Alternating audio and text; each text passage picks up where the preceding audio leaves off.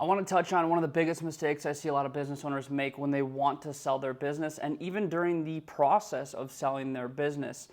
And this mistake can cost hundreds of thousands of dollars and sometimes even blow a deal. And I can say that because I've been part of deals firsthand where they've blown up because of this issue. Now, I'm talking about the financials, right? The core of any business sale is going to be surrounding the financials and then what makes up those financials. But it all starts with the numbers, right? And one of the biggest mistakes I see a lot of business owners make is not properly preparing their financials or not having clean books. And I know it sounds so simple, but it can blow a deal or it can cost hundreds of thousands of dollars, if not millions of dollars. I'll give you an example. I looked at a business for myself personally to buy. And it was a business down in Florida. I was going to have somebody that I knew down there to run the business. And as I was reviewing the profit and loss statements and the tax returns during the due diligence phase, the numbers looked good and the ROI looked good. Everything was checking out, but I started to notice some discrepancies in the line items of the profit and loss statement.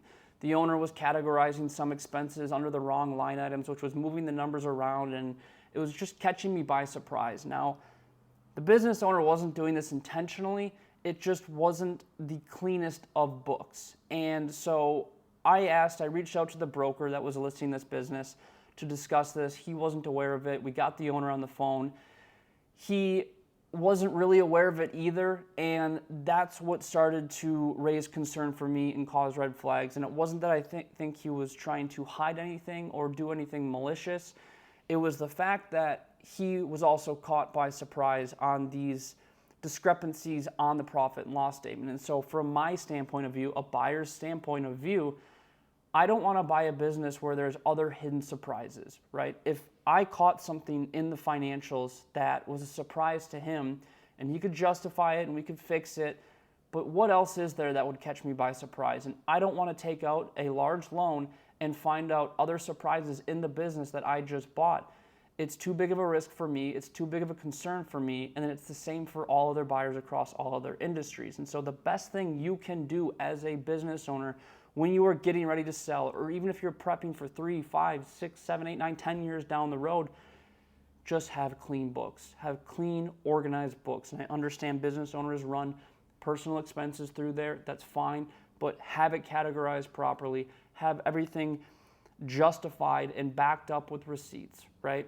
And what you ideally want to have is going back 3, sometimes 5 years of clean profit and loss statements, clean tax returns, and clean balance sheets. The buyer's going to request 3 to 5 years. The brokers are going to request 3 to 5 years, and banks are going to request 3 to 5 years. And so if you can have clean profit and loss statements for the last 3 to 5 years, it's going to put you in a much better situation, right? So that would be the biggest mistake I see owners make before the sale. Now, I do want to touch on something that I tend to see a lot as a business broker during the sale process. And that might sound odd to you, but the process of selling your business can take anywhere from 6 to 12 months. And so it's a long time. It takes a long time to work through that process. And guess what buyers do during that 6 to 12 months? And the banks that are going to help finance this deal. They are going to request year-to-date financials. They're going to request monthly updates as we are working through the process.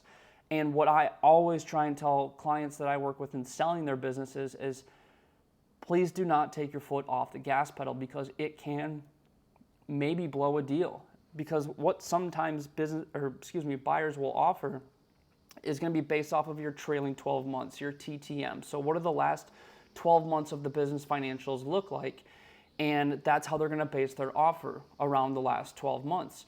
And so if we are 7 months in, 8 months in, 9 months into the sale process, well, every month they're going to look for an update on those financials. And if they start to see revenue declining or things starting to slow down a little bit, it is a little bit of a cause for concern. And I understand how much work and stress that business owners go through during that process, because I'm right there with them.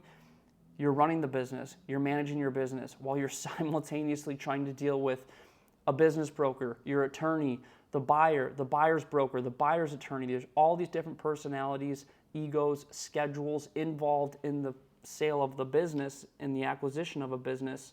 And it's a lot to manage. It's a lot going on. It can be time consuming. It's very stressful and emotional. But the last thing you want to do is take your foot off the gas pedal and say, awesome, I'm selling my business, it'll be sold in 7 months from now.